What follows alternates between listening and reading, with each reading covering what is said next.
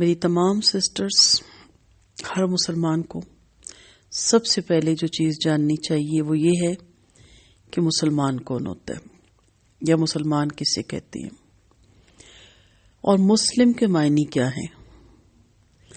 اگر انسان یہ نہیں جانتا کہ انسانیت کیا چیز ہے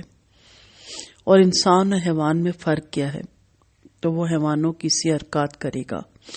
اور اپنے آدمی ہونے کی قدر نہ کر سکے گا۔ اسی طرح اگر کسی شخص کو یہ نہیں معلوم کہ مسلمان کی کیا معنی ہے اور مسلم اور غیر مسلم میں امتیاز کس طرح ہوتا ہے تو وہ غیر مسلموں کی سی حرکت کرے گا اور اپنے مسلمان ہونے کی قدر نہ کر سکے گا۔ لہذا مسلمان کو اور مسلمان کے ہر بچے کو اس بات سے واقف ہونا چاہیے کہ وہ جو اپنے آپ کو مسلمان کہتا ہے اس کے معنی کیا ہے۔ مسلمان ہونے کے ساتھ ہی آدمی کی حیثیت میں کیا فرق واقع ہو جاتا ہے، اس پر کیا ذمہ داری عائد ہو جاتی ہے اور اسلام کے حدود کیا ہیں جن کے اندر رہنے سے آدمی مسلمان رہتا ہے اور جن کے باہر قدم رکھتے ہی وہ مسلمانیت سے خارج ہو جائے گا، چاہے زبان سے اپنے آپ کو کتنا ہی مسلمان کیوں نہ کہتا ہو۔ اسلام کے معنی ہے اللہ کی اطاعت اور فرما برداری کے۔ اپنے آپ کو اللہ کے سپرد کر دینا ہی اسلام ہے۔ اللہ کے مقابلے میں اپنی آزادی اور خود مختاری سے دستبردار ہو جانا اسلام ہے۔ اللہ کی بادشاہی فرما روائی کے آگے سر تسلیم خم کر دینا اسلام ہے۔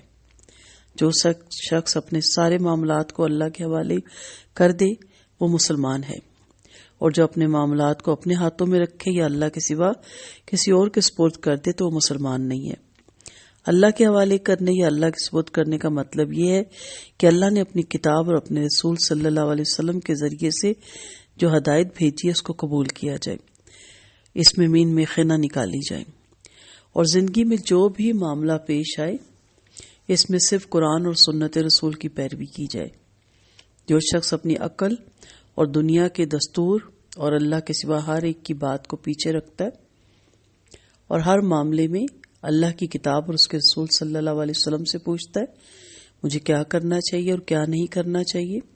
اور جو ہدایت وہاں سے ملے اس کو لے لیتا ہے بغیر کسی پریشانی کے اور اس کے خلاف ہر چیز کو رد کر دیتا ہے، وہ اور صرف وہی مسلمان ہے، اس لیے کہ اس نے اپنے آپ کو بالکل اللہ کے سپرد کر دیا، اور اپنے آپ کو اللہ کے سپرد کرنا ہی مسلمان ہونا ہے۔ اس کے برخلاف جو شخص قرآن اور سنت رسول پر انحصار نہیں کرتا بلکہ اپنے دل کا کہا مانتا ہے یا باپ دادا سے جو کچھ ہوتا چلا آتا ہے اس کی پیروی کرتا ہے یا دنیا میں جو کچھ ہو رہا ہو اس کے مطابق چلتا ہے اور اپنے معاملات میں قرآن و سنت سے یا دریافت کرنے کی ضرورت نہیں سمجھتا کہ اسے کیا کرنا چاہیے، یا اگر اسے معلوم ہو جائے کہ قرآن و سنت کی ہدایت یہ ہے اور پھر وہ اس کے جواب میں کہتا ہے کہ میری عقل اسے قبول نہیں کرتی اس لیے میں اس بات کو نہیں مانتا، یا باپ دادا سے تو اس کے خلاف عمل ہو رہا ہے لہٰذا میں اس کی پیروی نہیں کروں گا، یا دنیا کا طریقہ اس کے خلاف ہے لہٰذا میں اسی پر چلوں گا، تو ایسا شخص ہرگز مسلمان نہیں، وہ جھوٹ کہتا ہے اگر وہ اپنے آپ کو مسلمان کہتا ہے۔ جس وقت آپ کلمہ لا الہ الا اللہ محمد الرسول اللہ پڑھتے ہیں اور مسلمان ہونے کا اقرار کرتے ہیں، اس بھی وقت گویا آپ اس بات کا اقرار کرتے ہیں کہ آپ کے لیے قانون صرف اللہ کا قانون ہے، آپ کا حاکم صرف اللہ ہے، آپ کو اطاعت صرف اللہ کی کرنی ہے، اور آپ کے نزدیک حق صرف وہی ہے جو اللہ کی کتاب اور اس کے رسول صلی اللہ علیہ وسلم کے ذریعے سے معلوم ہوا۔ اس کے معنی یہ ہے کہ آپ مسلمان ہوتے ہی اللہ کے حق میں اپنی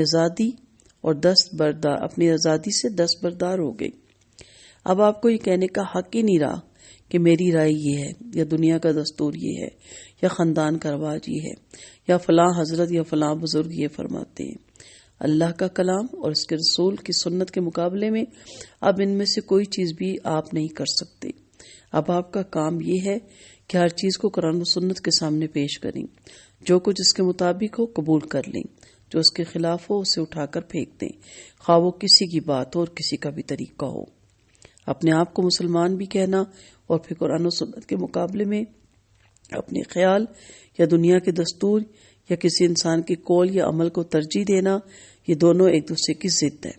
جس طرح کوئی اندھا اپنے آپ کو آنکھوں والا نہیں کہہ سکتا اور کوئی بیکار انسان اپنے آپ کو کارآمد نہیں کہہ سکتا، اسی طرح کوئی ایسا شخص اپنے آپ کو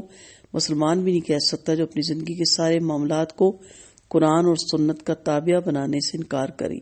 اور اللہ اور رسول کے مقابلے میں اپنی عقل یا دنیا کا دستور یا